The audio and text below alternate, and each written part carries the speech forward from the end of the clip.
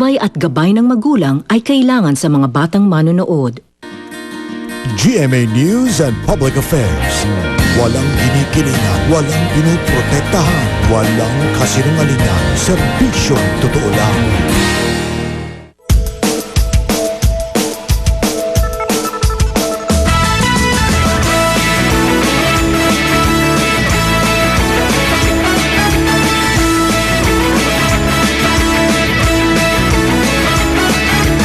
Mga hit ngayong tag-init. Ako po ang inyong kapuso, Jessica Soho, ngayong summer of 2012. Mga paraisong mararating mo lang kapag nakahanda kang magpenitensya.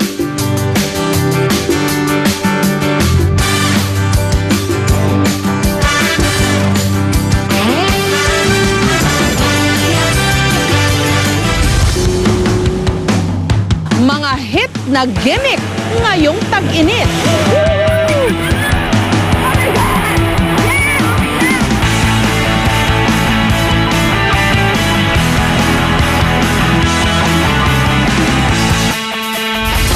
Mga napakaswerteng nilalang na ang hanap buhay maglakwatsa with a mission.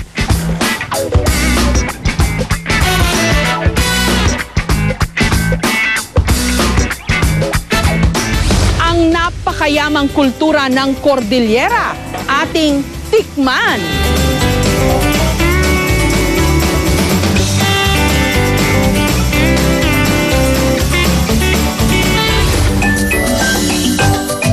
Ang summer ng ating kabataan, muli nating balikan.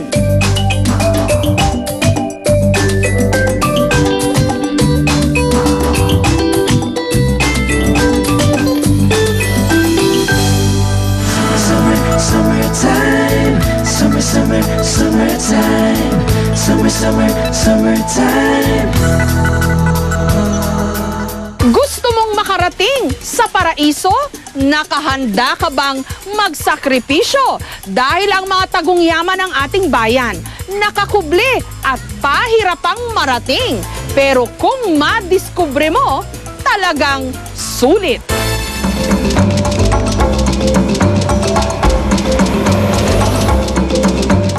Tatlong taon nang naninirahan sa bayan ng Batarasa sa Palawan, ang magkapatid na sina Shine at Steve, hindi pa raw nila nagagalugad ang ganda ng tinaguriang last frontier ng Pilipinas. At sa araw na ito, handa raw silang suungin ang lahat. Matuklasan lamang ang iba pang itinatagong paraiso ng kanilang probinsya. Una raw narinig ni na Shine at Steve sa mga bulong-bulungan ang tungkol sa isang tagong talon o falls sa isang liblib na barangay ng Bataraza.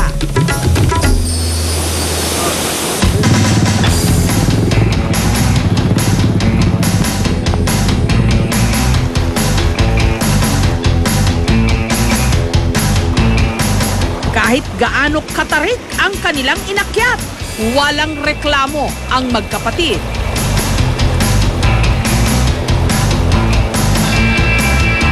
Hanggang narating nila ang isang talon.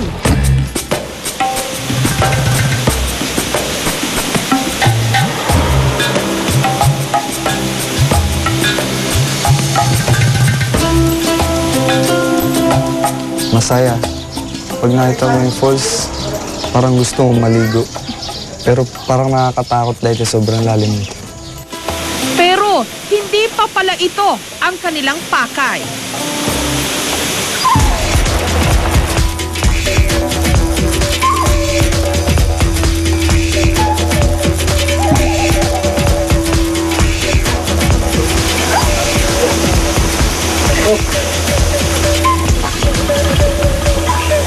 Ayun, nakakapagod, mahirap yung dinadaanan. Parang susuko na ako, pero go pa rin. Kung may tiyaga, may nilaga. Matapos ang halos 4 na oras, ang pinakatatagong talon ng Barangay Malihod nagpakita rin sa wakas. Hindi halos makapaniwala ang magkapatid na narating nila ang Lalatuan Falls. Yun namangha ako. Sabi ko sa sarili ko, bakit ngayon ka lang nagpakita? Ang ganda-ganda mo pala. Napaka-unique dahil ilan lang ang taong nakakapunta doon. Virgin Falls daw ang Lalatuan. Hindi pa kasi napag-aaralan ng mga eksperto. Tinatayang may taas itong 32 meters at lapad na 27 meters. At syempre, wala pang entrance fee rito. Ayun, maganda. Malamig yung tubig. Malamig din talaga. Pag nandoon ka, parang kang nasa ice. Kahit matinding pagod na ang pinagdaanan ni na Shine at Steve, hindi pa rin daw sila susuko sa pagtuklas ng iba pang mga hidden paradise ng Palawan. Humanda ang magkapatid para hanapin ang isang malaparaisong beach.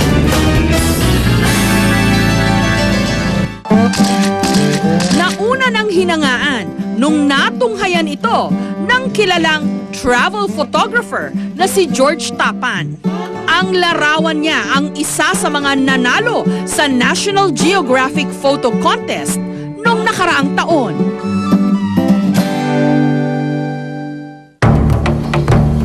Bukod sa nangangalit na alon, ang malaking gastos daw sa pagpunta sa beach na yon ang pumipigil sa maraming dayo.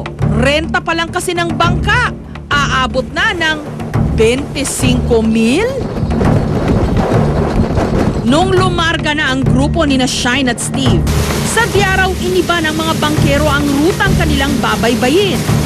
Sigurado raw kasing malakas ang alon nung oras na yon. Kaya nagpaliko-liko na lang sila sa mga bakawan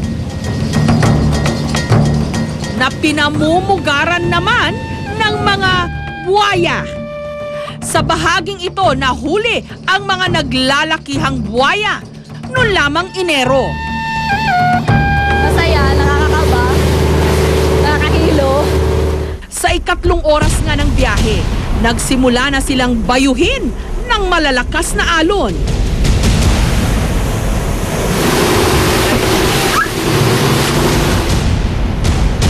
Si Steve nahilo at nasuka. Gayunpaman, tila biniro lang sila ng dagat. Natapos din ang halos 1 oras ng pagyugyog sa kanila ng mga alon. At makalipas ang halos 5 oras, narating nila ang Onuk Island. Kahit malayo pa sa Pampang, sumadsad na sa buhangin ang kanilang bangka. Wow! Ganda! In fairness. Kaya lumipat sila sa mas maliit na bangka. Hanggang tuluyan na silang nakatapak sa dalampasigan ng Isla Onuk. Ang ganda ng buhangin. Matatagpuan ang Onuk Island sa pinakatimog na bahagi ng Palawan. Sakop ito ng bayan ng Balabac at halos 3 oras na lang ang layo sa Malaysia.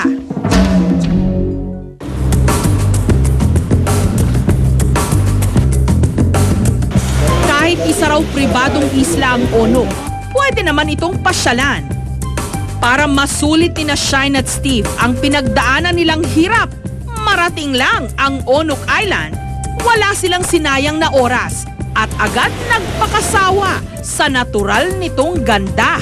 Nagtampisaw sa malakristal na tubig at parang mga batang naglaro sa nakasisilaw at pinong-pino nitong white sand. Nung bahagyang bumaba ang tubig ng dagat, nagpamalas din ng ganda ang isang sandbar. Halos masakop na tuloy ni na Shine at Steve ang buong karagatan.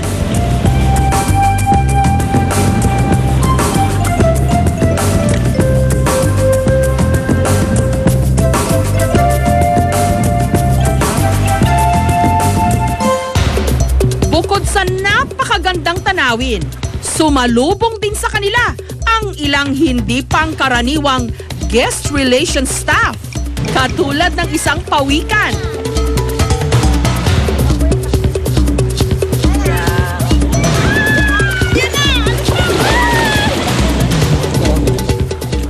giant clam.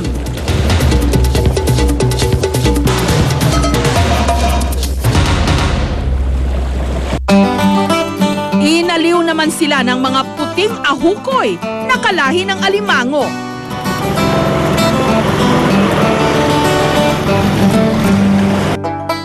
At mga puting umang o hermit crab na tila itinerno sa puting buhangin ang kanilang kabibe. Kung mayroon mga mag-i-invest, sila na mag-develop para magkaroon naman maliit na income ang municipal namin. Develop kasi maraming isla dito, magaganda. Sa ating bawat paglalakbay, tsak, meron tayong madidiskubre na hindi lang tayo pamamanghain sa taglay nitong ganda, kundi magbibigay rin sa atin ng inspirasyon upang lalong ipagmalaki ang ating bansa at mga itinatago nitong paraiso.